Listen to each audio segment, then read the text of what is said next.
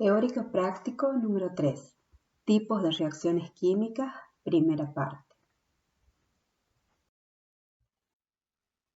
La pregunta nos dice, interprete y exprese con palabras el significado de todos los símbolos que aparecen en la siguiente ecuación química. Para poder responder la pregunta, primero vamos a hacer un repaso sobre algunos términos importantes. Primero, estamos hablando de una reacción química.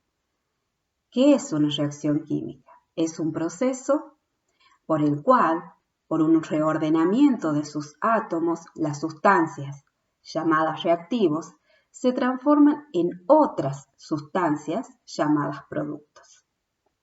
Una reacción química, para poder interpretarla, se va a escribir una ecuación química. ¿Qué es una ecuación química? Es el lenguaje simbólico que describe a una reacción. Entonces vamos a ver un ejemplo de una ecuación química. Como veremos, hay muchos datos puestos en esta ecuación. Veamos, vamos a diferenciar primero a los reactivos, que estos reactivos, por una transformación, como hemos dicho, dentro de lo que es la definición de la reacción química, los reactivos se transforman en productos. Hemos dicho que los reactivos, para poder transformarse en productos, deben romper los enlaces para reagruparse y formar nuevos enlaces que darán origen a los productos. También vemos dentro de esta ecuación símbolos que están significando el estado físico en el cual se encuentran las sustancias. Vamos a ver acá, tenemos una S, un AC, SAC. ¿Cuáles son los estados en los cuales se encuentra la materia? Sabemos que puede estar en estado líquido, sólido o gaseoso. En este caso vamos a ver, cuando dice AC, estamos hablando de una dilución.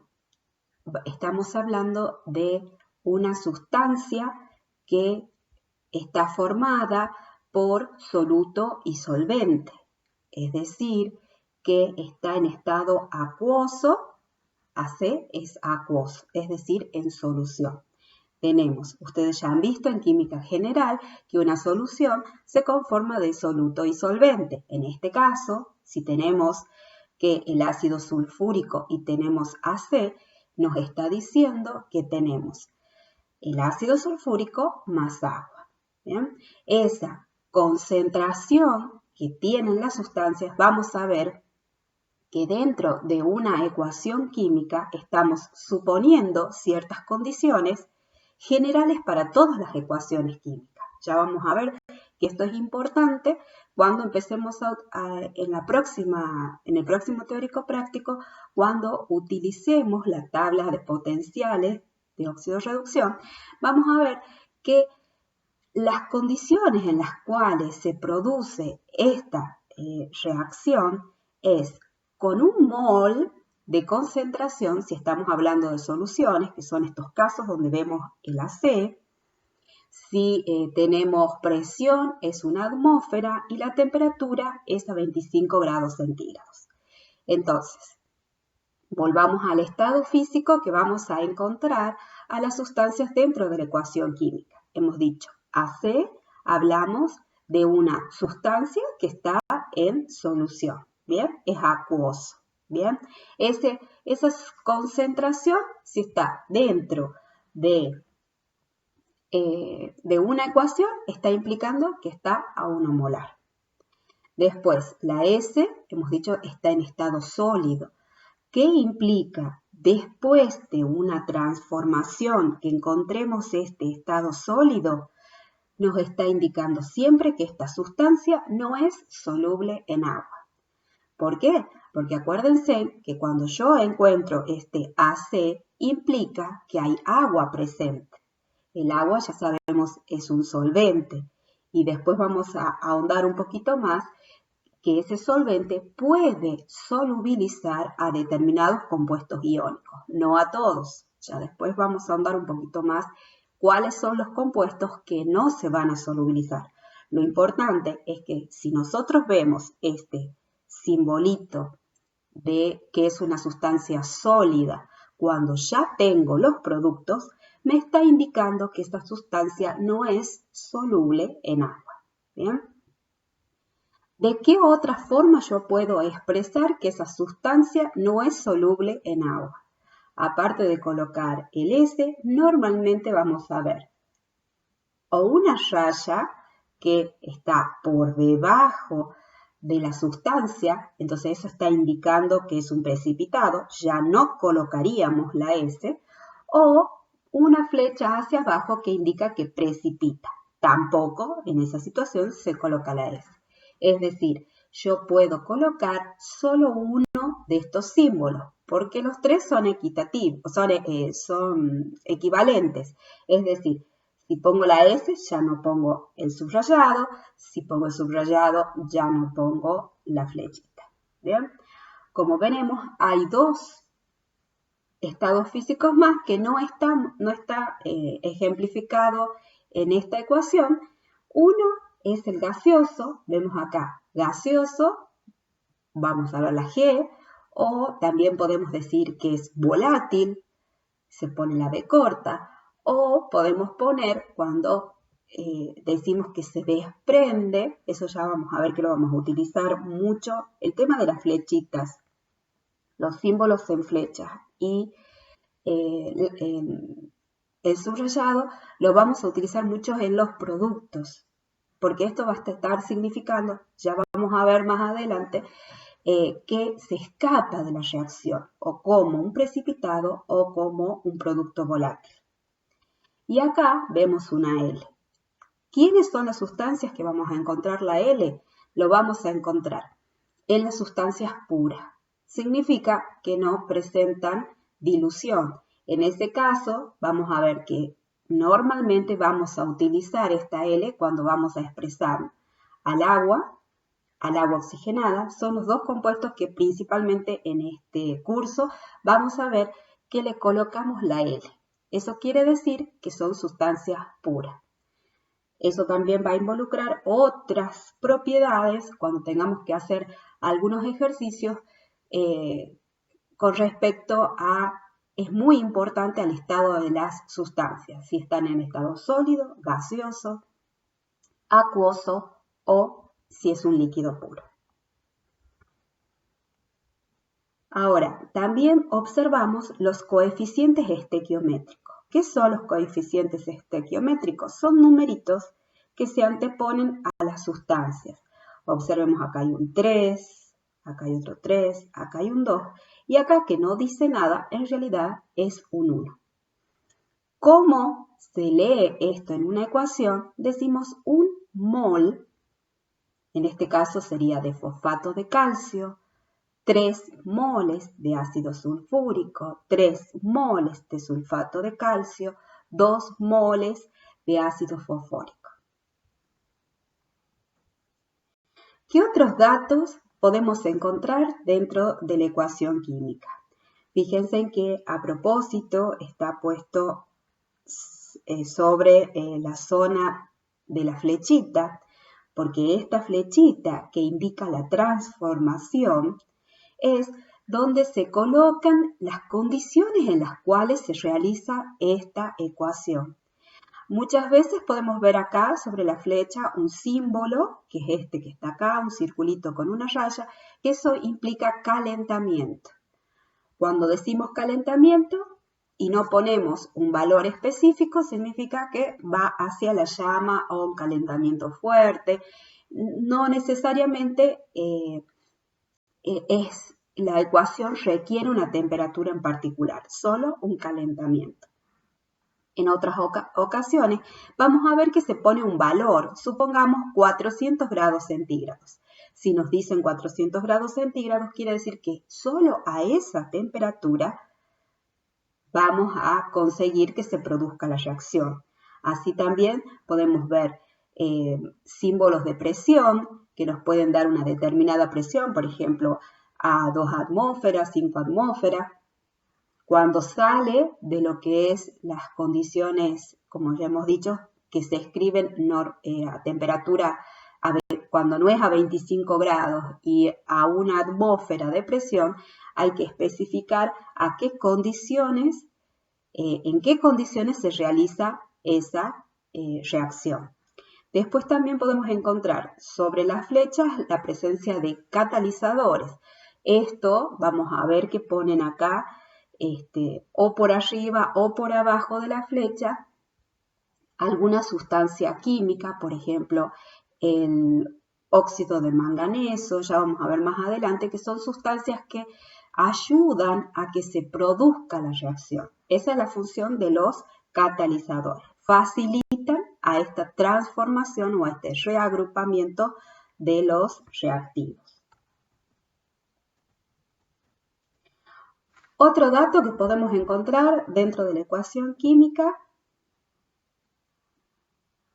tenemos acá, por ejemplo, delta de G. ¿Qué es este delta de G? Es delta de la energía libre de Gibbs. Esto nos está significando si la reacción se va a producir o no. Cuando nos dan este dato, cuando nosotros no nos dan ningún dato, pero vemos esta flechita que va desde reactivo hacia producto, implica que la reacción sí se produce. Si se produce la reacción, estamos hablando que la reacción es espontánea.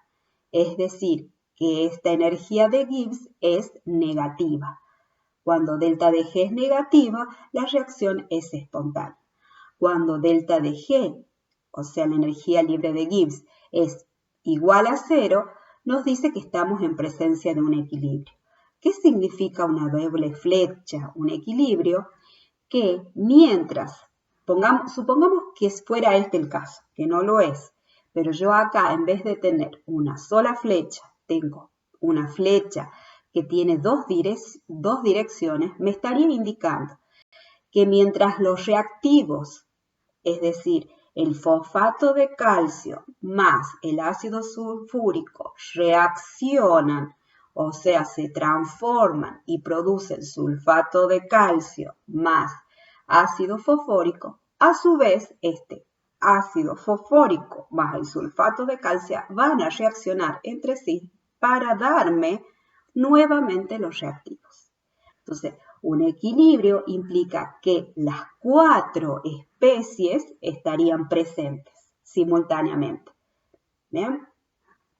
Ahora, cuando vemos una energía de Gibbs positiva, quiere decir que esta reacción en las condiciones en las cuales está no es espontánea. ¿Bien? Entonces, viene a ser que no se produce esa reacción. En esas condiciones, esa reacción, es decir, supongamos que tengamos esta sea la ecuación y nos dé el dato de un delta de G positivo, implicaría que el sulfato de calcio y el ácido sulfúrico no reaccionan bajo estas condiciones, es decir, no vamos a obtener estos productos. Otro dato importante que podemos encontrar es los valores de entalpía. Si nosotros vemos que tenemos una entalpía positiva, nos está indicando que la reacción es endotérmica. Una entalpía negativa nos implica que es una reacción exotérmica. Cuando hablamos de reacciones exotérmicas, nos está indicando que esa reacción libera energía. Es decir, cuando los reactivos se transforman, parte de esa transformación es la producción de energía en forma calórica. ¿Bien? En el caso de las reacciones endotérmicas, implica que cuando se produce esta reacción, para poder realizar la transformación, el sistema toma energía del medio. ¿Bien?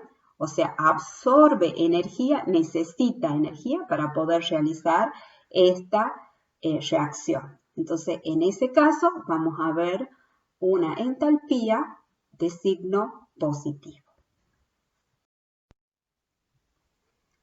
Ahora estamos en condiciones de responder al enunciado que nos decía: interprete y exprese con palabras el significado de todos los símbolos que aparecen en la siguiente ecuación química.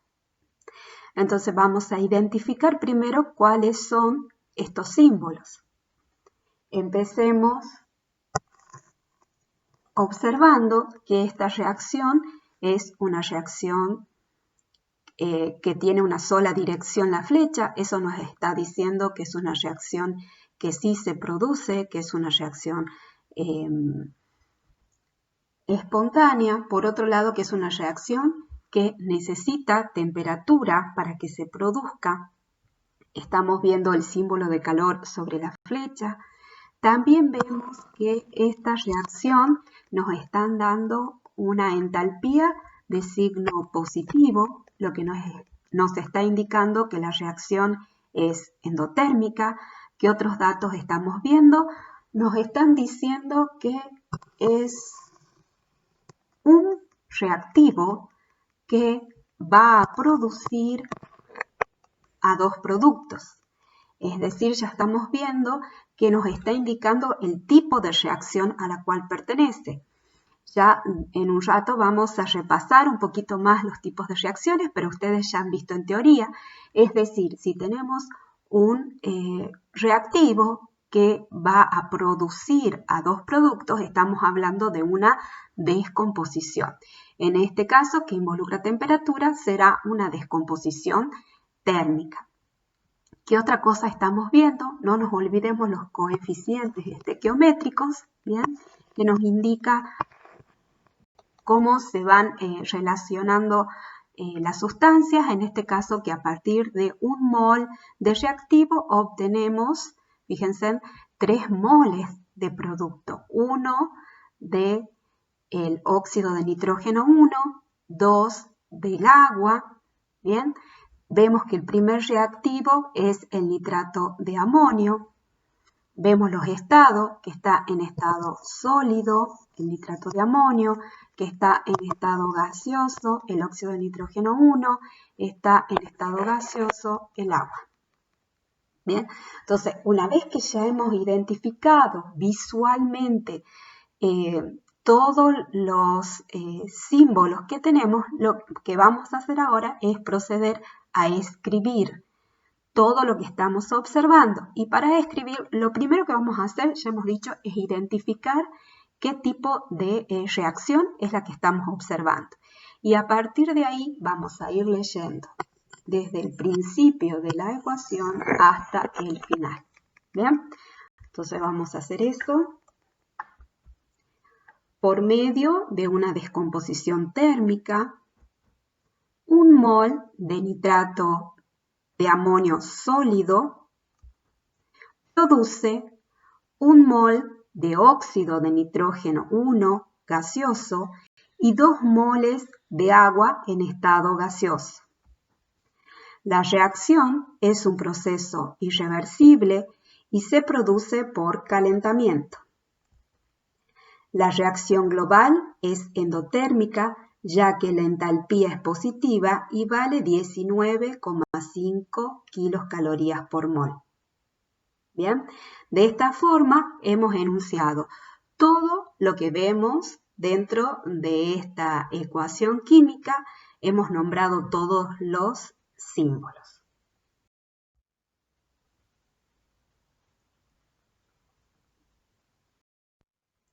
Pregunta número 3.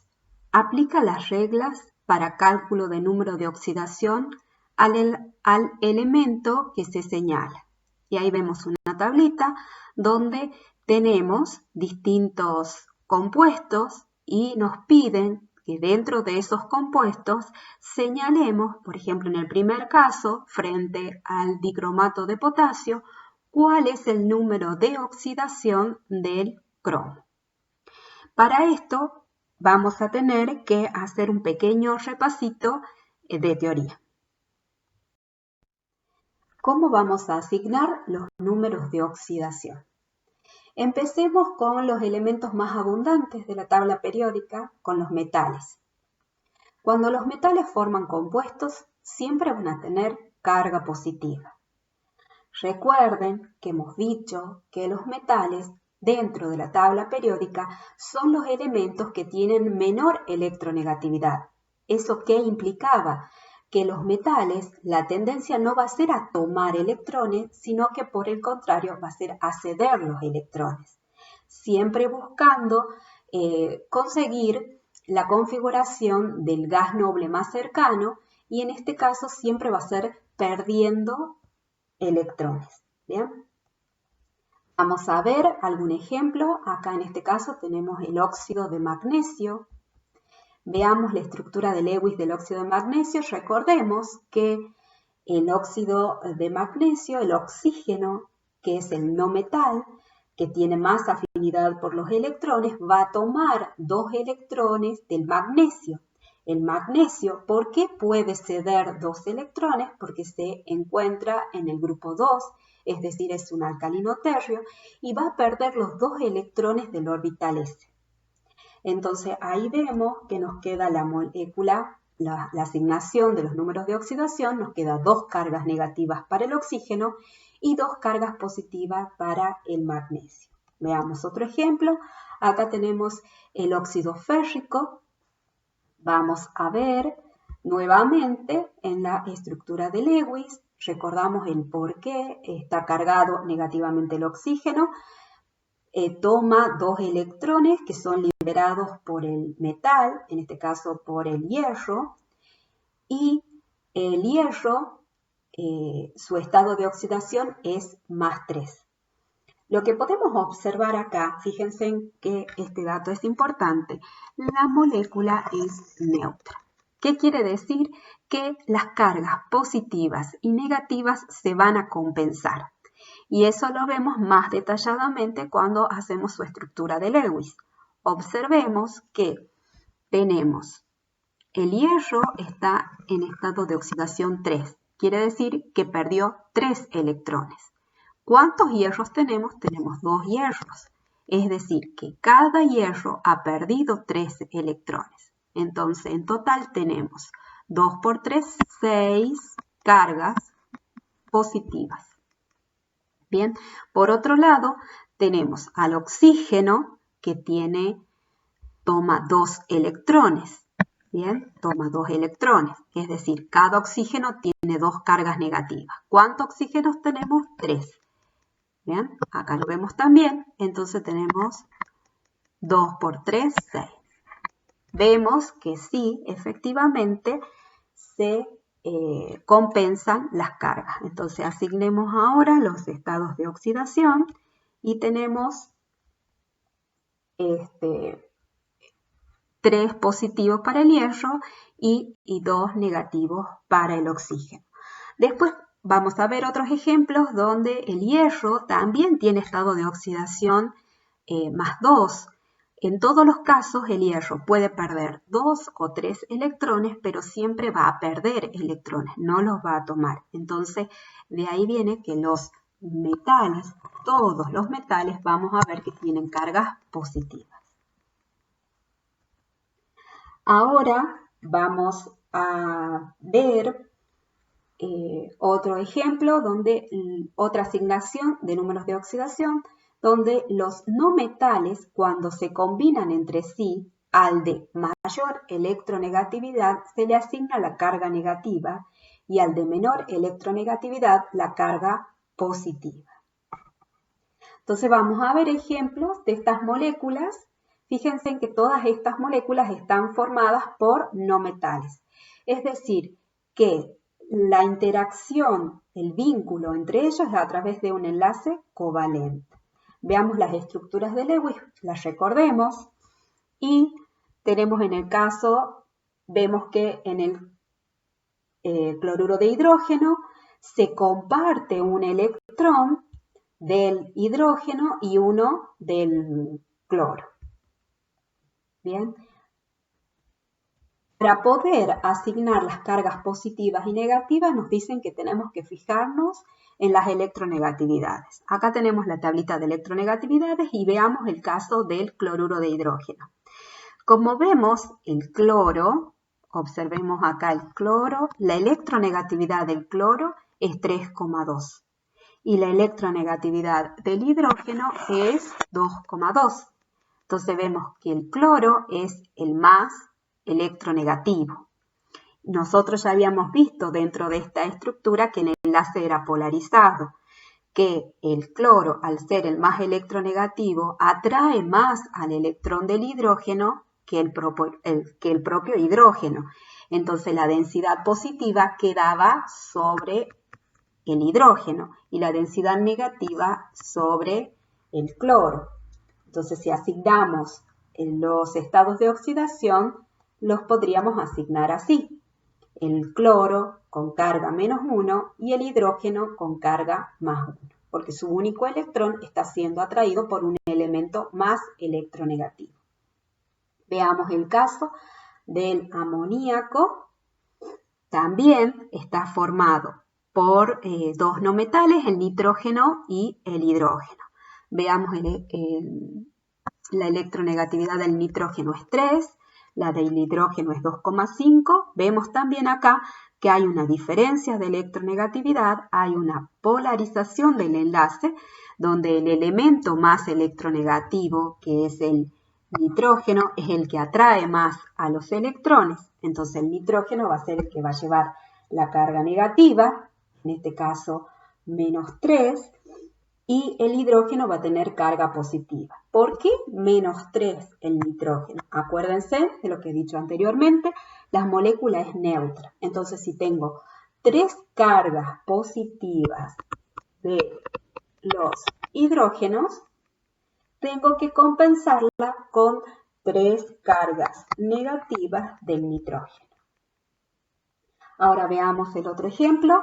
También tenemos enlace de un no metal con otro no metal. Tenemos el carbono, la electronegatividad del carbono es 2,6, es mayor que la del hidrógeno.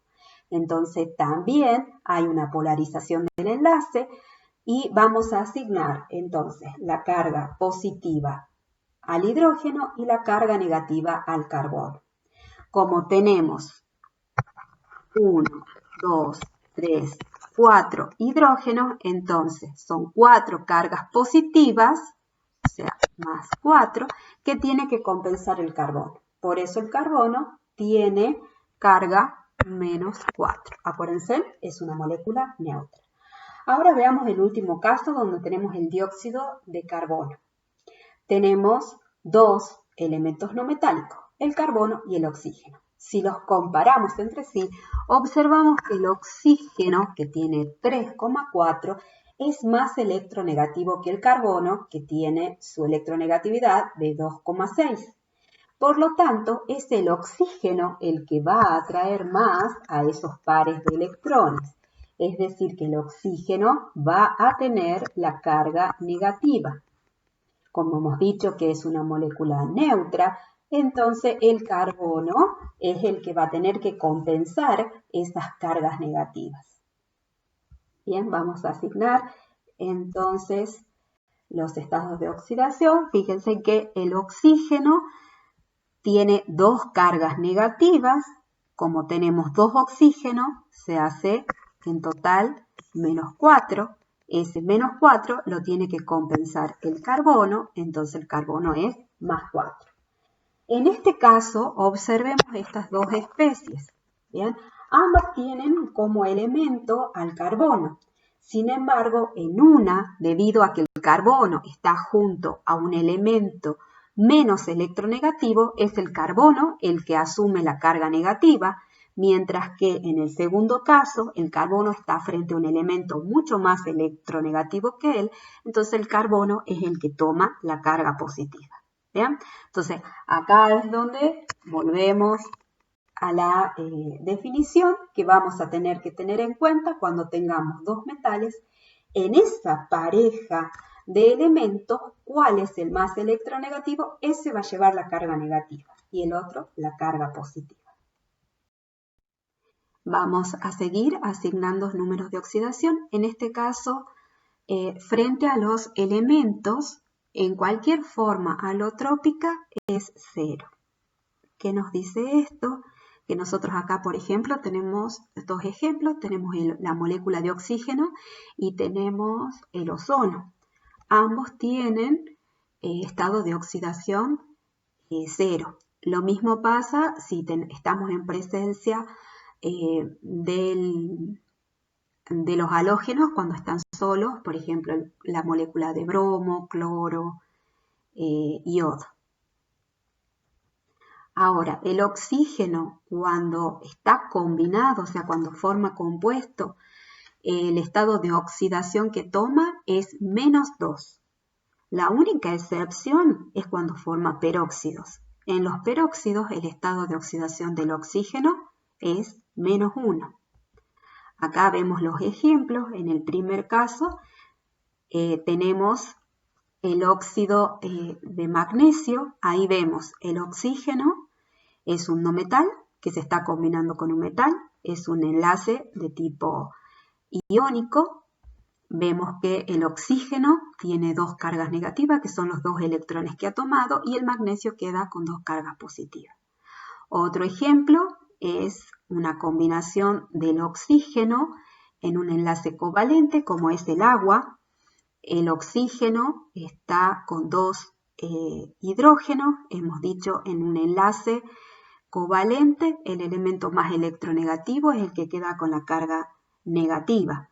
Entonces, en este caso tenemos 2 hidrógenos positivos y hemos dicho el oxígeno toma -2.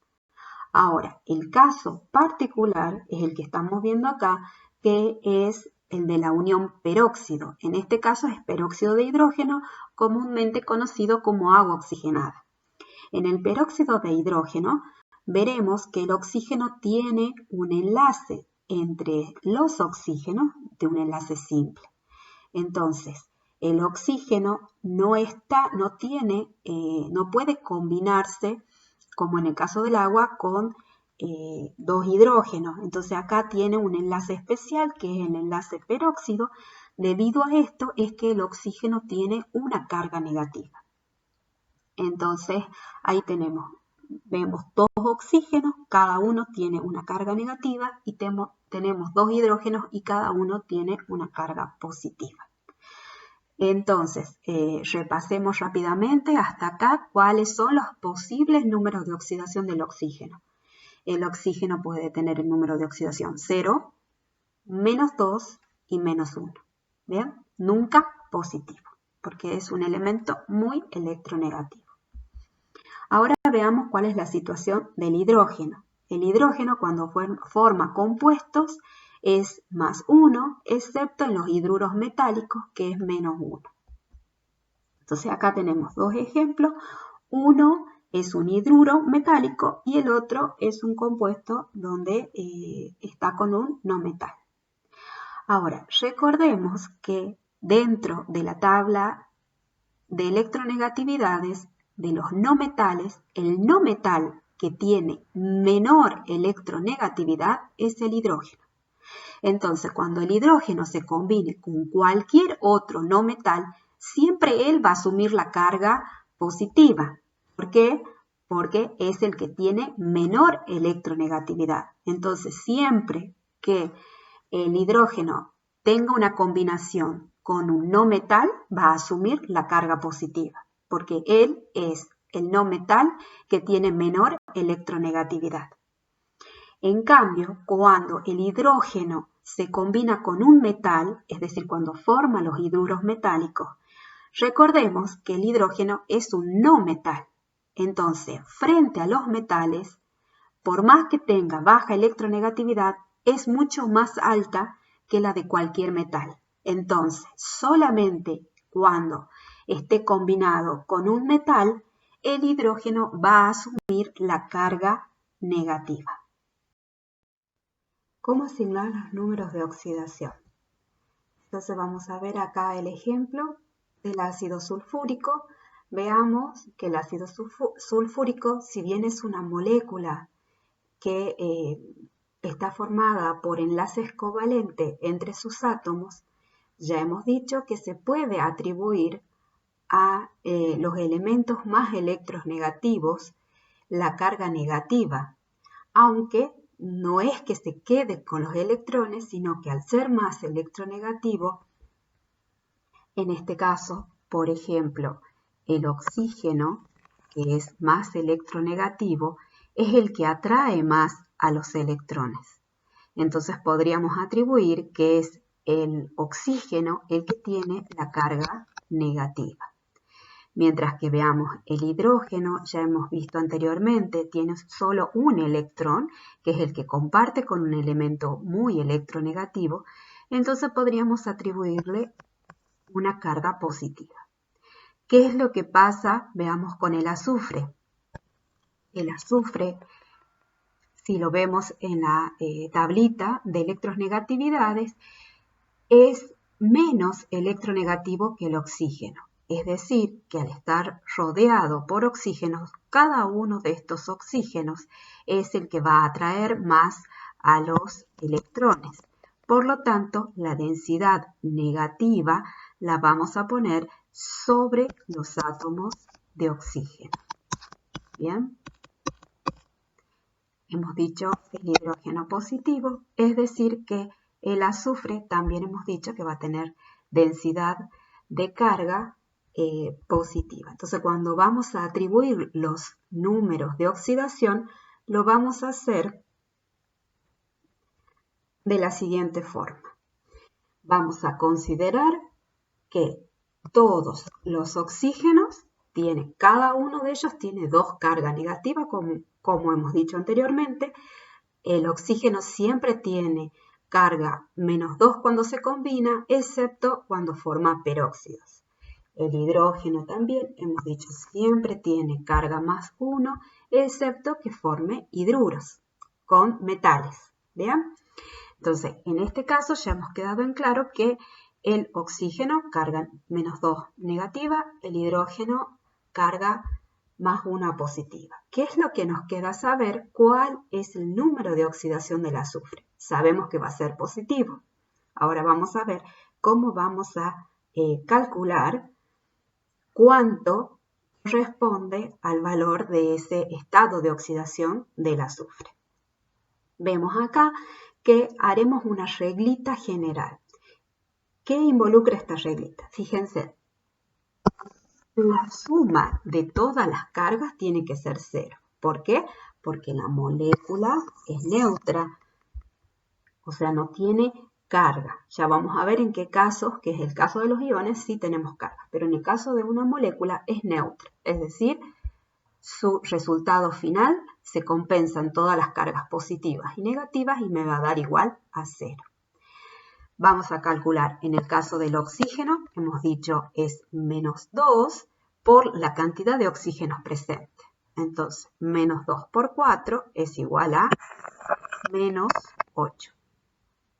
En el caso del hidrógeno, hemos dicho es +1. ¿Cuántos hidrógenos tenemos? 2. Entonces, en total, es 2 por 1, 2, es +2. Veamos que para llegar a este valor de 0, ¿qué es lo que necesitamos? Tenemos -8 más 2, entonces el valor que debería tener el azufre es +6. Entonces, +6 más 2 compensa los -8 del oxígeno. Bueno, ahora vamos a ver, bueno, eso es lo que hemos dicho recién, ahora vamos a ver otro ejemplo, el cromato de calcio. Entonces vamos a hacer el mismo razonamiento de recién. La molécula es neutra, por lo tanto la suma de todas sus cargas tienen que ser 0. Vemos oxígeno, hemos dicho -2, la cantidad de oxígeno son 4, entonces sería -8 como en el caso anterior. Y aquí vemos el calcio, sabemos que es un alcalino térreo, está en el grupo 2, pierde 2 electrones, por lo tanto queda cargado con 2 positivos. Entonces, estamos en una situación similar a la anterior, tenemos -8 negativo más 2 positivos, entonces ¿cuánto tendría que valer el cromo? +6. Bien, veamos otro ejemplo. Ahora tenemos, como hemos dicho hace un rato, la situación de un ion. Un ion, es decir, que cuando nosotros pongamos la ecuación, fíjense que el resultado final no va a ser 0, sino que tiene que ser la carga de este ion. Veamos acá, tiene una carga negativa. Entonces, ¿qué valor tienen que asumir, en este caso, el cloro, para compensar las cargas negativas del oxígeno y dar como resultado -1? Veamos que acá tenemos -2 por 4 es -8. Entonces tenemos que compensar las cargas para que me dé resultado -1. Entonces, para que me dé -1, tengo que compensar ¿cuántas cargas positivas? 7 positivas. ¿Ven? Entonces, si el cloro tiene +7 menos 8 del oxígeno, va a ser igual a -1. Bien, entonces ahora sí vamos a comenzar a resolver el ejercicio. Nos dicen que apliquemos las reglas para el cálculo del número de oxidación al elemento que se señala. Entonces, en el primer caso tenemos la especie, que es el dicromato de potasio, y nos piden que calculemos cuál es el estado de oxidación del cromo en esta especie. Entonces, planteamos la reglita que habíamos enunciado recién, vamos poniendo -2, hemos dicho, para el oxígeno, +1 para el potasio, es decir que acá tenemos +2, acá tenemos -2 por 7 es -14, entonces este miembro, para poder cancelar las cargas, acuérdense que es una molécula neutra, es decir que tengo que tener el producto final, tiene que ser igual a 0, entonces -14 más 2 es +12. Bien, esas 12 cargas positivas las tiene que compensar el cromo. En este caso, fíjense que son dos átomos de cromo que tienen que valer 12. Entonces, esto es igual a un cálculo rápido. Decimos que esto es igual a que cada cromo vale 6 cargas positivas. Si fuera un poco más complicado, ¿qué es lo que tendríamos que hacer? Es simplemente que si 2x es igual a 12, entonces x es igual a 12 dividido en 2, que es igual a 6.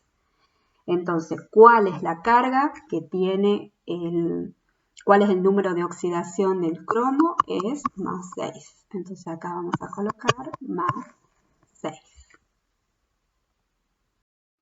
Vamos a resolver el segundo punto. Ahí tenemos a la molécula del hidrógeno fosfato de potasio y nos piden que calculemos el número de oxidación del fósforo. Entonces, lo primero que vamos a hacer es identificar las especies que ya conocemos, es decir, los estados de oxidación del oxígeno, que es -2, el hidrógeno, hemos dicho siempre es +1, el del potasio también es +1, porque es un elemento, es un metal alcalino que está en el grupo 1, entonces pierde un electrón. Entonces ahora vamos a hacer la reglita y vemos que potasio, que vale +1, tenemos 2, entonces 2 por 1, 2, tenemos 2 cargas positivas. El hidrógeno tenemos uno solo y tiene una carga positiva. El fósforo es nuestra intriga, que vamos a ver cuál es el valor del fósforo. El oxígeno hemos dicho que tiene 2 cargas negativas cada oxígeno y tenemos 4 oxígenos, entonces 2 por 4, 8, -8. Sabemos que es una molécula neutra, por lo tanto la suma de todas sus cargas tiene que ser igual a 0. Entonces, acá tengo, en total, tengo 3 cargas positivas y tengo que compensar 8 cargas negativas. Entonces, ¿cuánto vale el estado de oxidación del fósforo más 5. Más 5.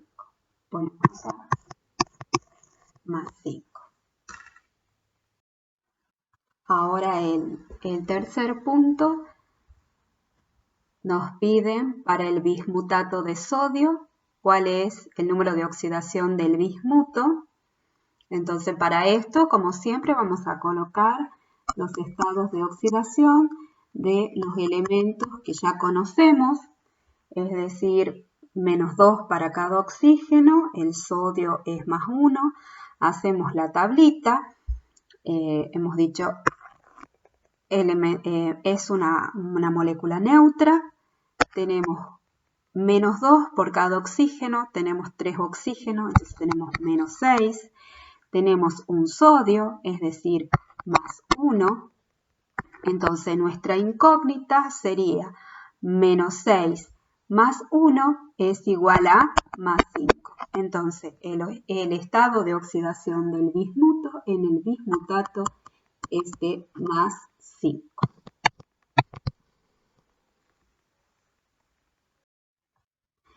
Ahora entonces para este punto tenemos el ion manganato. Queremos saber cuál es el estado de oxidación del manganeso en el ion manganato. Entonces, ¿qué datos tenemos? Por un lado, vamos a poner siempre lo que ya conocemos, que cada oxígeno tiene carga -2. También estamos viendo que es un ion, o sea, que no es una molécula neutra. Entonces, acá está, el resultado ya no va a ser igual a 0, sino que el resultado va a ser la carga del ion, en este caso son 2 cargas negativas. Tenemos 4 oxígenos, cada oxígeno vale -2, es decir, -8.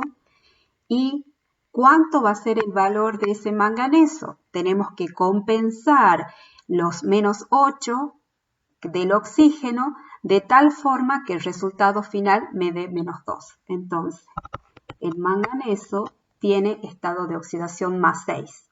-8 más 6 me va a dar -2. Entonces, el estado de oxidación del manganeso es de +6 en el manganato. Entonces, acá tenemos +6.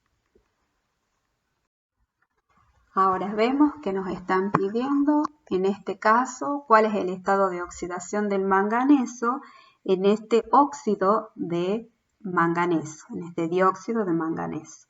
Entonces ponemos los valores conocidos. El oxígeno es -2, entonces hacemos la ecuación. Tenemos 2 oxígenos con carga -2, entonces esto es igual a -4. Es una molécula neutra, por lo tanto esto se iguala a 0. Entonces el manganeso, ¿cuál va a ser su estado de oxidación? +4. Bien, +4. Yo recién no lo nombré a propósito, entonces la forma correcta de nombrarlo es óxido de manganeso 4. El estado de oxidación, entonces el manganeso es de +4. Entonces ahora vamos a ver el caso del nitrógeno dentro de la molécula de hidróxido de amonio. Vamos a ver que la molécula, el primer dato, tenemos la molécula es neutra, ¿bien? Y vamos a ir asignando los valores de acuerdo a los elementos que ya conocemos. El caso, lo primero, el oxígeno, que es -2. Acá vemos el oxígeno, que es -2. Vemos el hidrógeno, que está a la par del oxígeno, es +1. Vemos el hidrógeno +1. Ahora vamos a ver estos 4 hidrógenos. Recordamos que, salvo en el caso de que formen hidruros metálicos, el hidrógeno siempre tenía carga +1. Entonces tenemos 4 hidrógenos +1, Es decir, que acá tenemos 4 cargas positivas, acá teníamos 2 cargas negativas y acá tenemos una carga positiva. Entonces ahora lo que tenemos que hacer es descubrir esta incógnita. Bien, para eso vamos a ver cuáles son las cargas que me están faltando para llegar a 0. Entonces, tengo 4 cargas positivas más una carga positiva, en total son más 5. Y hemos dicho que el único negativo hasta ahora era el oxígeno. Entonces, si tenemos más 5 positivo menos 2, ¿cuántas cargas negativas nos estarían faltando para llegar a compensar esos 5? Son menos 3.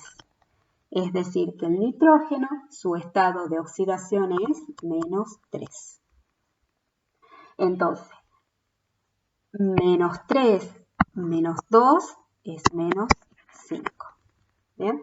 Entonces, el nitrógeno en la molécula de hidróxido de amonio, su estado de oxidación es menos 3. Ahora vamos a ver este caso, donde tenemos nuevamente un ion, el ion permanganato. Entonces ya sabemos que esta carga negativa nos indica que la molécula no es neutra, sino que vamos a tener que igualar a menos 1. Ponemos los valores conocidos, que en este caso es del oxígeno, que es menos 2. Entonces en la ecuación tenemos 4 átomos de oxígeno por menos 2 es menos 8. Recordemos que tiene que quedar como resultado final menos 1, es decir, entonces que el manganeso va a tener un estado de oxidación más 7. Bien, entonces menos 8 más 7 es igual a menos 1. Entonces el manganeso en el permanganato tiene estado de oxidación más 7. Bien. Por último, nos queda ver cuál es el estado de oxidación del azufre en el ion tetrationato. Entonces, para esto vamos a colocar el estado de oxidación conocido. En este caso tenemos solamente el oxígeno, que tiene carga menos 2. Recordemos que es un ion, por lo tanto el resultado final tiene que ser igualado a menos 2. Entonces planteamos la ecuación.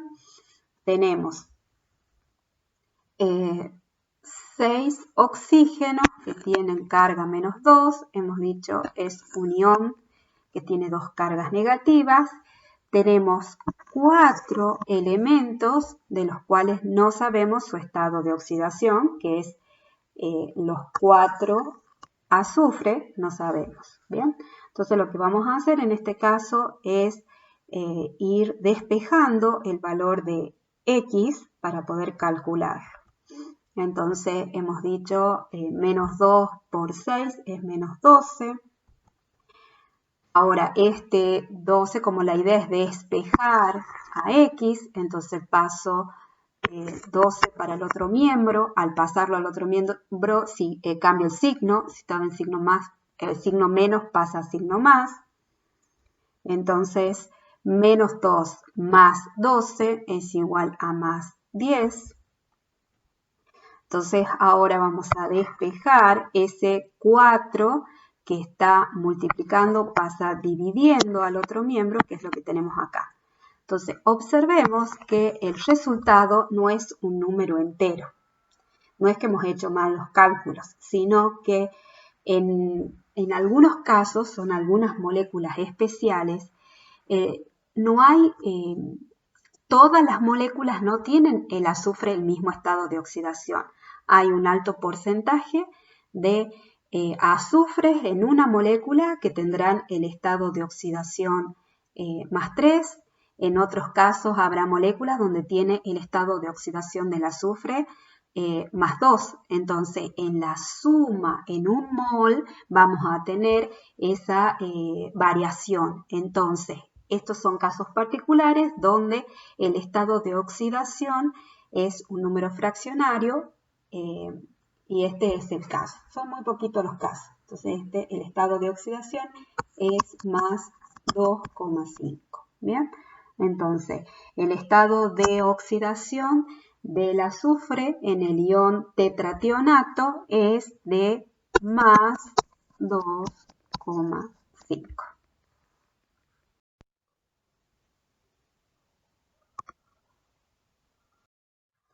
El ejercicio número 6 nos pide que completemos las ecuaciones moleculares. Después que a estas ecuaciones las escribamos en forma iónica y que expliquemos para cada reacción qué tipo de reacción es y por qué se produce. Para poder responder la pregunta anterior, vamos a hacer primero un pequeño repaso sobre los tipos de reacciones químicas. Si bien ustedes ya lo han visto en teoría, vamos a tratar de mostrarlo con otra forma o de otro tipo de explicación. En este caso vemos una reacción de síntesis, vemos cómo se produce la síntesis, en este caso es a partir de una molécula más un elemento, vamos a obtener un solo compuesto. En este caso es una síntesis parcial porque los que dan origen a esta molécula va a ser elementos y moléculas, o sea, elementos y compuestos. En el caso de la síntesis total tenemos que se forma un compuesto a partir de sus elementos.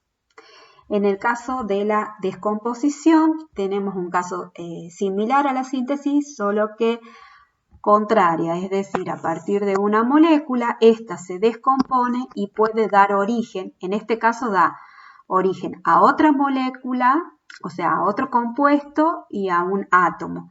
En cambio, en la descomposición total, la molécula se descompone en sus elementos, o sea, solamente vamos a tener como producto final elementos.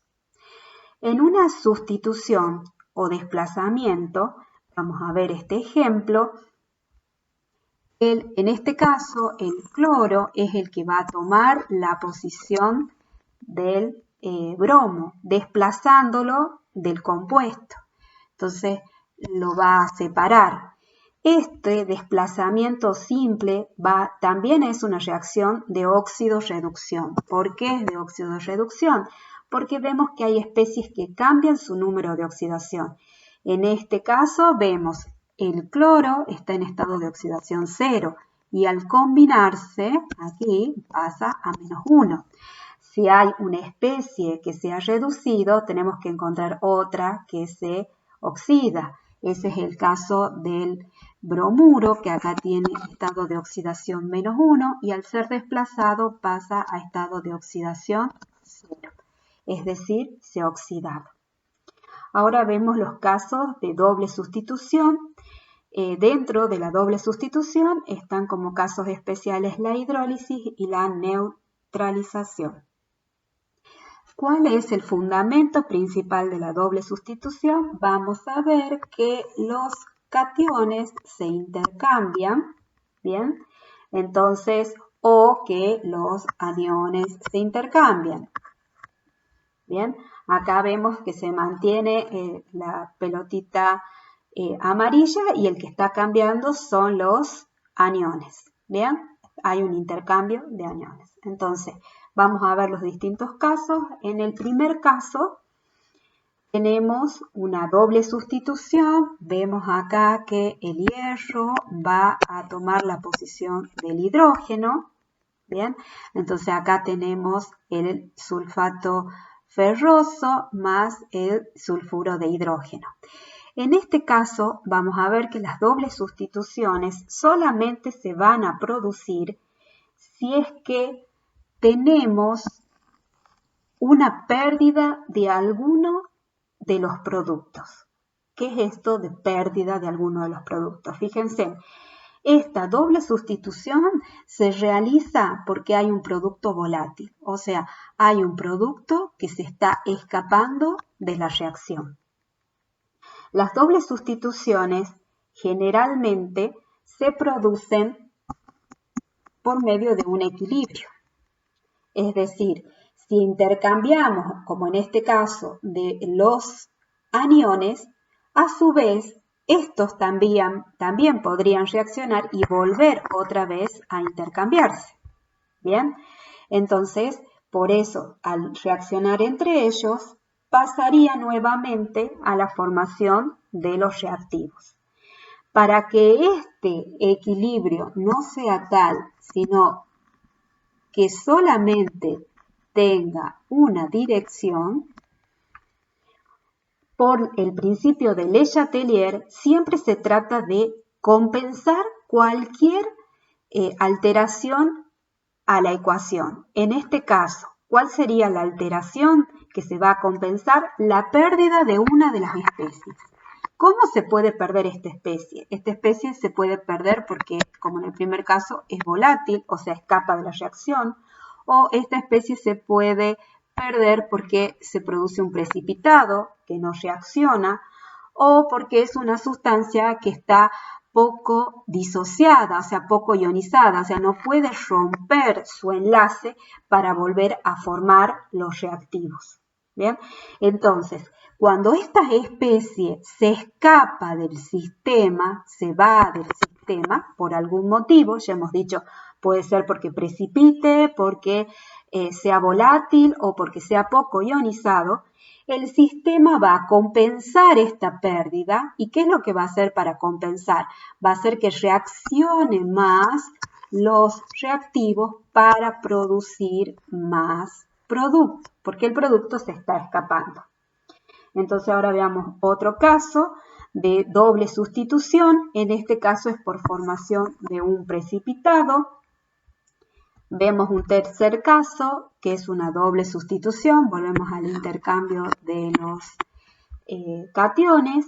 En este caso vemos que no hay ni un precipitado ni un producto volátil, sino que observamos la presencia de una base que es un electrolito débil. Entonces, cuando se forman electrolitos débiles, que pueden ser ácidos o bases débiles, que eso hay un cuadrito que ustedes lo van a ver en los apuntes de teoría.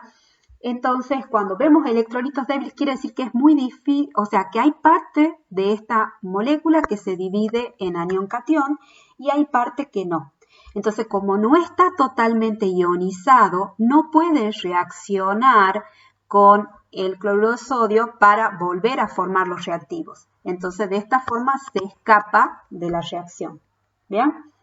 Entonces, también hemos dicho que hay casos especiales, como este caso de doble sustitución, que es una neutralización, que es la acción de un ácido fuerte con una base fuerte y nos va a dar como resultado la sal más agua.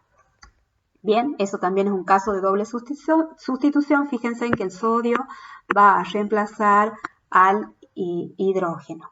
Bien, ahora vamos a ver la próxima ecuación.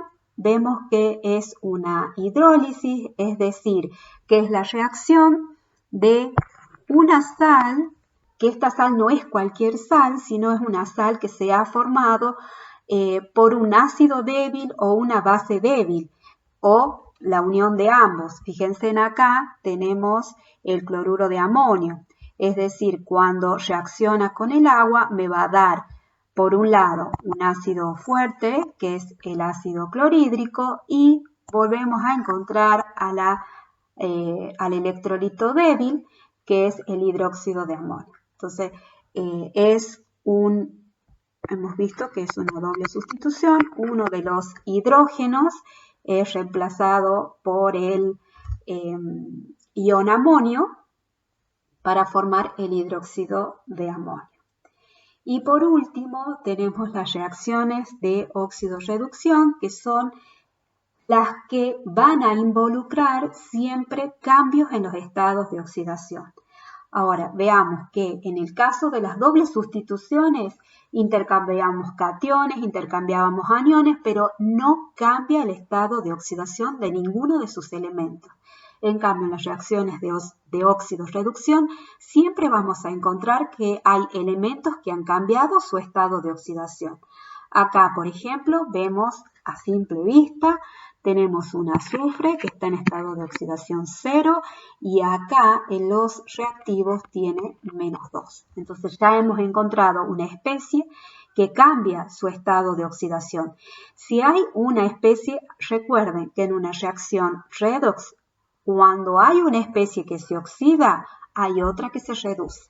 La especie que se oxida, ya vamos a ver más en detalle eso, la especie que se oxida es la que está perdiendo electrones y la especie que se reduce es la que toma los electrones. Entonces, en este caso, tenemos una oxidación y acá vemos que el estado de oxidación del nitrógeno en el ácido nítrico es +5 y en el óxido nítrico, es decir, en el monóxido de nitrógeno, su estado de oxidación es +2, es decir, que el nitrógeno del ácido nítrico es el que toma los electrones y reduce su estado de oxidación. En el caso de la doble sustitución con formación de producto insoluble, hemos dicho que este producto insoluble es un compuesto iónico que no es soluble en agua. Hemos visto anteriormente en otros prácticos que la solubilidad de un compuesto en agua iba a depender de las características de los elementos que forman este compuesto iónico. Pero principalmente las reglas que rigen la unión entre los compuestos de enlace iónico, hemos visto que estaba la energía de la red cristalina, que esta energía es la que mantenía unido a los aniones y cationes y que hacía difícil o fácil que un solvente pueda separarlos, o sea, solvatarlos. Hemos dicho que a mayor producto de cargas entre el anión y el catión era más fuerte esa energía, por lo tanto era más difícil separar a esos iones. Cuando la distancia entre los núcleos de los iones era mayor, era más fácil separar. Por eso, fíjense en que las reglas de solubilidad, donde nos dicen cuáles son los compuestos iónicos que son solubles y aquellos que no son solubles en agua, fíjense en que todos los compuestos que dicen que son solubles, veamos que tienen cargas uno positivo o uno negativo. Veamos. Dice que todos los compuestos que contienen metales alcalinos son todos solubles. Fíjense que cualquier compuesto que esté formado por un catión que sea un metal alcalino siempre va a multiplicar por una carga positiva. Bien, nada más. Lo mismo pasa con el ion amonio. Ahora, por el contrario, cuando vemos del lado de los aniones, aquellos aniones que solo tienen una carga negativa, como los nitratos, bicarbonatos, cloratos, percloratos o acetatos, siempre van a ser solubles. Es decir, que ya estamos viendo que esos productos de carga, en estos casos que tienen una sola carga positiva o negativa, va a ser la que va a influenciar en que esa energía de red sea baja. ¿Dónde vemos las excepciones? Por ejemplo, en los halogenuros. En los halogenuros que tienen una carga negativa, todos van a ser solubles excepto, y nos dan 3 situaciones en las cuales no va a ser soluble ese halogenuro, que es en el caso que tenga ion plata, mercurio y plomo. ¿Por qué? Observemos que estos compuestos iónicos están gobernados por las reglas de Fajan. Estas reglas de Fajan nos hablan sobre el catión que es polarizante y el anión que es polarizable. Entonces, ¿cuál es el catión que es polarizante? Es aquel catión que es pequeño en tamaño y tiene una carga elevada. En el caso del anión polarizable, es un anión que tiene un gran volumen y que puede distorsionar su nube de electrones. Entonces veamos un caso particular. Acá combinemos entonces a la plata con el cloruro. Entonces formamos el cloruro de plata. La plata sabemos que es un metal que está dentro de los metales de transición. Al perder un electrón, la plata no logra llegar a una configuración de un gas noble. Entonces la plata, si bien es un metal y pierde el electrón, no es totalmente estable. Entonces esa carga positiva el ion plata va a atraer a la nube de electrones que tiene en este caso el cloruro. Entonces, esta atracción que no consigue formar un enlace covalente le da ciertas características de enlace covalente, porque cuando el agua quiere romper esta unión, no puede atravesar, esto digamos que es una molécula de agua que trata de solubilizar al cloruro de plata. Se encuentra que hay una atracción de la nube de electrones del cloro hacia la plata. Bueno, para que se produzca esto, hemos dicho, tienen que darse dos condiciones. Uno, que el catión sea polarizante y dos, que el anión sea polarizable. Bueno, entonces, en general, estas son las reglas, estudiándolas, o sea, los fundamentos de estas reglas de solubilidad se basan en estos dos principios. Uno, la energía de la red cristalina y otro, las reglas de Faja. Entonces, teniendo esto en claro, cuando veamos un producto vamos a saber si ese compuesto iónico puede o no ser soluble en agua, porque no siempre vamos a encontrar la flechita hacia abajo o la palabra que diga que es sólido o el subrayado. Bueno, ya estamos en condiciones de comenzar a responder la pregunta. Vemos acá que estamos en presencia de una doble sustitución donde vamos a intercambiar, en este caso podemos intercambiar cationes o aniones y nos va a quedar esta ecuación. En este caso lo que hemos hecho es cambiar, hacemos un intercambio de los aniones y nos da este producto. Bien, recuerden que por la ley de conservación de masa tenemos que tener la misma cantidad en reactivos que en productos.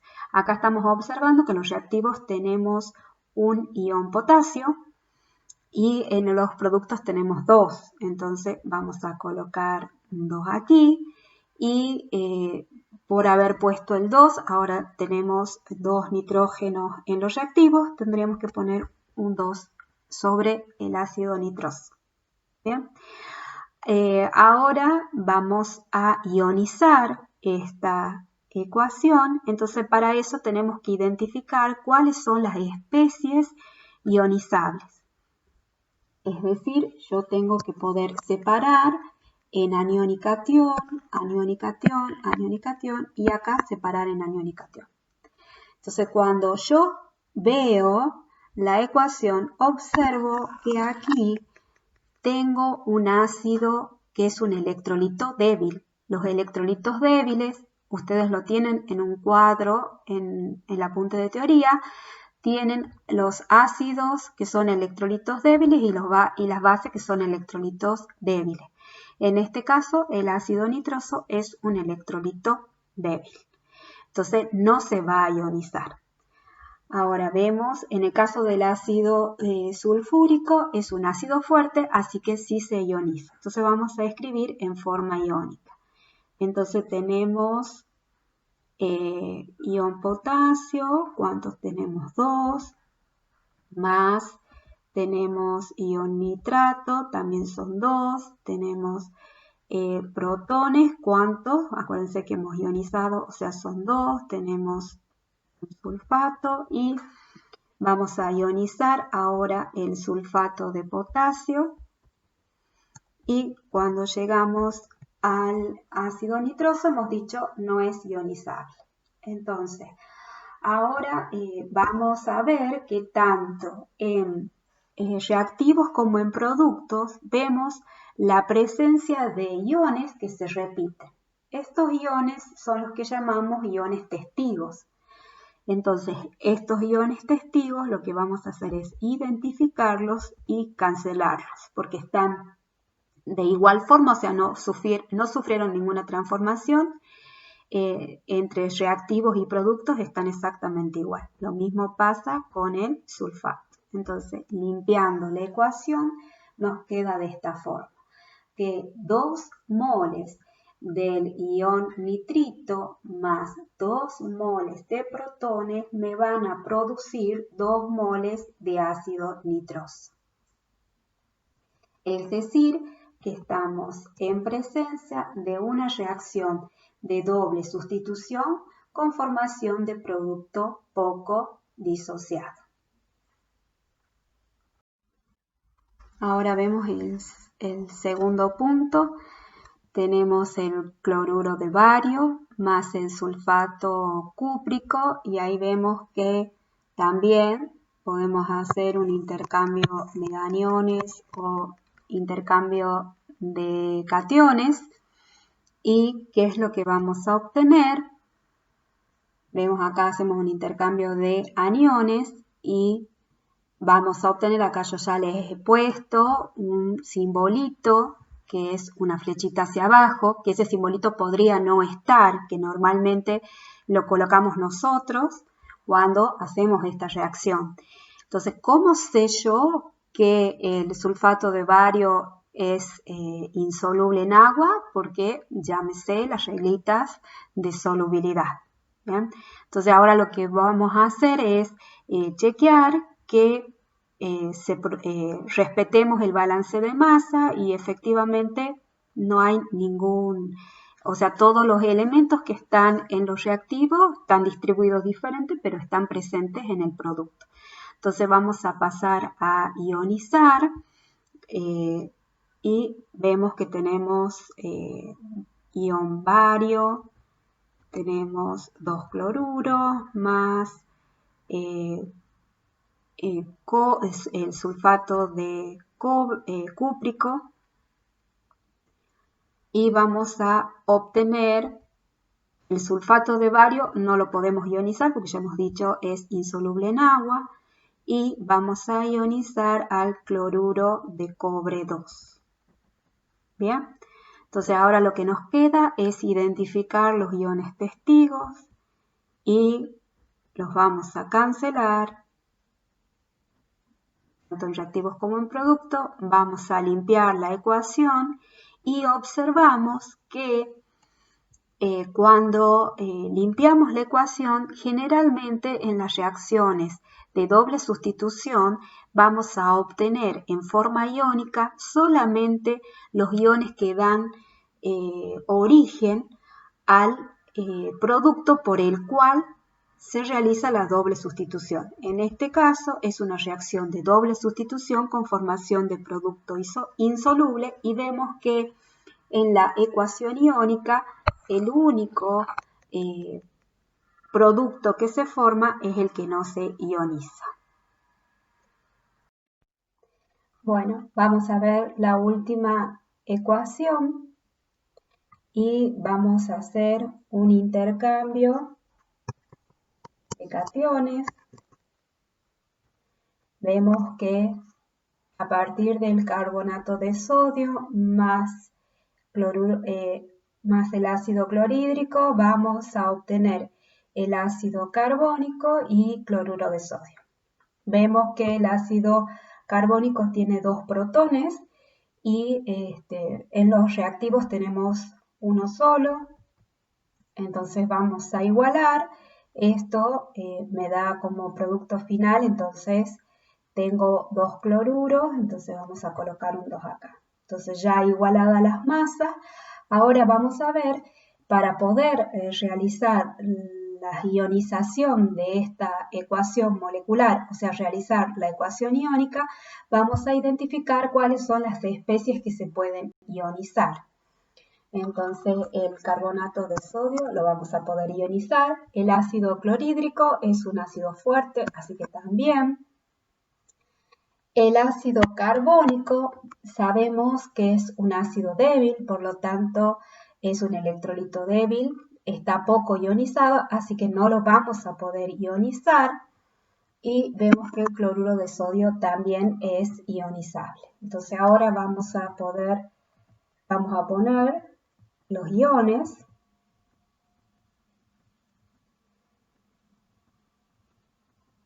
Y como vemos, el único que no vamos a poder ionizar es el ácido carbónico. Entonces otra vez vamos a tratar de encontrar cuáles son los iones testigos y vemos el sodio que tenemos tanto en productos como reactivos y también vemos el ion cloruro que está tanto en productos como reactivos. Entonces al limpiar la ecuación nos queda que se ha formado, si observamos, en la ecuación iónica de los productos, las reacciones de doble sustitución, siempre el producto único es el que no se ioniza. Entonces, esta es una reacción de doble sustitución con formación de producto poco disociado.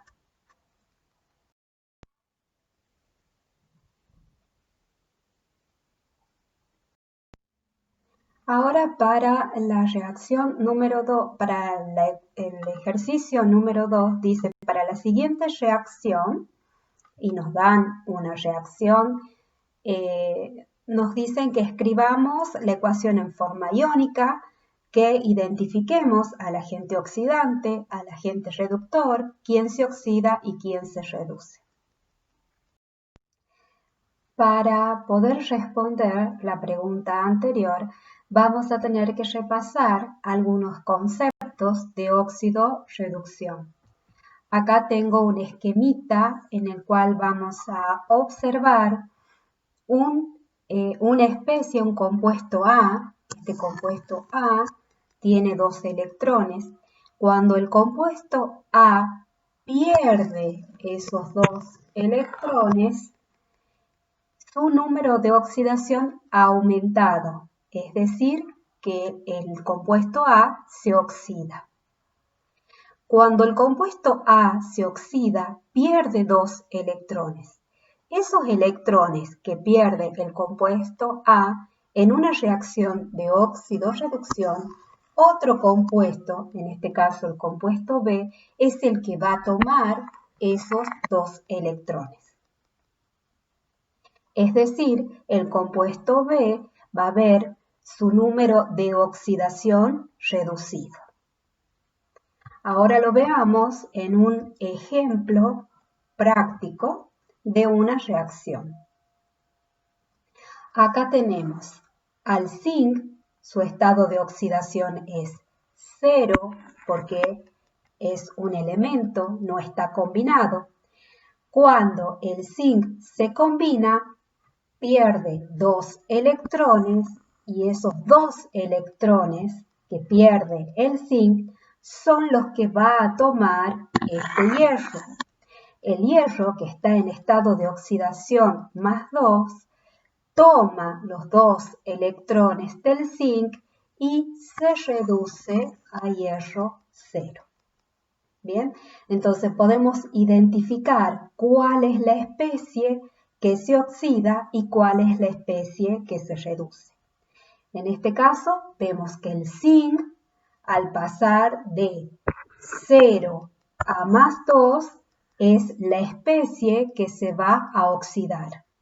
El hierro, que pasa de más 2 a 0, es la especie que se va a reducir.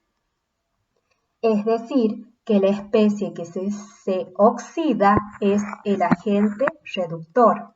¿Por qué? Porque le produce la reducción a la otra especie. A su vez, el que se reduce es agente oxidante porque va a oxidar a la otra especie. ¿Bien? Bueno, ya estamos en condiciones entonces de resolver el problema. lo primero que nos piden es escribir la ecuación en forma iónica. Lo que vamos a hacer entonces es identificar cuáles son las especies que pueden ionizarse y cuáles no. Entonces, vamos a comenzar desde los reactivos. Vemos que el dicromato de potasio es una sal que es ionizable. Acá observamos el agua oxigenada, no la podemos ionizar. Tenemos el ácido sulfúrico, que sí es ionizable. Después encontramos al sulfato de cromo 3, también es ionizable. El sulfato de potasio también es ionizable. El agua no es ionizable y vemos acá al oxígeno, que es un gas, tampoco es ionizable. Entonces vamos a escribir en forma iónica a aquellas especies que pueden ser ionizadas. Entonces tenemos acá al dicromato de potasio, el agua oxigenada, hemos dicho no la podemos ionizar, al ácido sulfúrico sí lo ionizamos, al sulfato crómico también lo ionizamos, al sulfato de potasio también, el agua hemos dicho no puede ser ionizada y el oxígeno tampoco. Entonces una vez que hemos escrito todas las especies en forma iónica, y recuerden prestar mucha atención en no cometer errores. Fíjense, en este caso tenemos 4 moles de ácido sulfúrico, pero cada uno de estos moles de ácido sulfúrico contiene 2 protones. Por lo tanto, cuando yo coloque la cantidad de protones, no me tengo que olvidar que son 2 por 4, son 8. ¿Bien? Ese pequeño detalle hay que tenerlo en cuenta en todos los casos. ¿Bien? Una vez que chequeamos que hemos transcrito toda la información de la ecuación molecular a ecuación iónica, ahora vamos a limpiar la ecuación. ¿Qué significa limpiar la ecuación? Vamos a encontrar los iones testigos. Una vez que identificamos a los iones testigos que están tanto en reactivos como en producto, los vamos a eliminar. Acá vemos que en los reactivos tenemos 4 iones sulfato. Y en los productos encontramos, primero, aquí 3 iones sulfato y acá encontramos el cuarto. Entonces, no nos queda ningún sulfato, ningún potasio. Puede llegar a pasar que en los reactivos tenga más cantidad de sulfato o algún producto sea insoluble, entonces no lo podamos ionizar. Entonces ahí hay que tener en cuenta que nos quede igualado tanto en productos como en reactivos. Entonces ahora vamos a ver qué es lo que nos quedó de esta ecuación después de sacar los iones testigos y nos queda esta ecuación. Ahora que ya tenemos la ecuación iónica, nos piden que identifiquemos el agente oxidante, el agente reductor, cuál es la especie que se oxida y cuál es la que se reduce. Para esto tenemos que identificar cuáles son las especies que están cambiando su número de oxidación. Para eso lo primero que vamos a hacer es colocar sobre cada átomo cuál es su estado de oxidación. Entonces vemos que para el cromo en el dicromato es +6, el oxígeno es -2. Acá estamos en presencia del agua oxigenada, es decir, que el hidrógeno va a tener +1 y el oxígeno -1. ¿Se acuerdan que ya hemos visto que el oxígeno cuando se combina su estado de oxidación siempre es -2, salvo en el caso del peróxido? El hidrógeno, acá tenemos -1, el protón. Tenemos el estado de oxidación del cromo, acá en los productos es +3. En el agua el hidrógeno es +1, el oxígeno -2 y vemos a la molécula de oxígeno que tiene estado de oxidación 0. Entonces, rápidamente podemos identificar qué especies están cambiando su número de oxidación. Y ahí vemos que el cromo en los reactivos está en estado de oxidación más 6, mientras que en los productos está como más 3. Es decir, que ha disminuido su número de oxidación. ¿Qué otra especie vemos que cambia? El oxígeno en el peróxido tiene estado de oxidación menos 1. Y en los productos vemos al oxígeno que tiene estado de oxidación 0. Es decir, que el oxígeno ha aumentado su número de oxidación. Entonces vamos a identificar cuál es el agente oxidante. Entonces, ¿quién es el agente oxidante? Vemos que es el dicromato de potasio. ¿Por qué el dicromato de potasio es el agente oxidante? Porque él se reduce, pasa de más 6 a más 3. Entonces, si él se reduce, significa que le está produciendo una oxidación ¿a quién? ¿Cuál es el que se oxida? El oxígeno que está en el agua oxigenada. Bien, vemos que el oxígeno que está en el agua oxigenada de menos 1 pasó a 0. Bien, entonces el agente oxidante es el dicromato de potasio. ¿A quién oxida? Al oxígeno que está en el agua oxigenada. Entonces veamos, el agente reductor, ¿quién será entonces? El agua oxigenada. Este agente reductor, ¿qué hace? Reduce. ¿A quién reduce?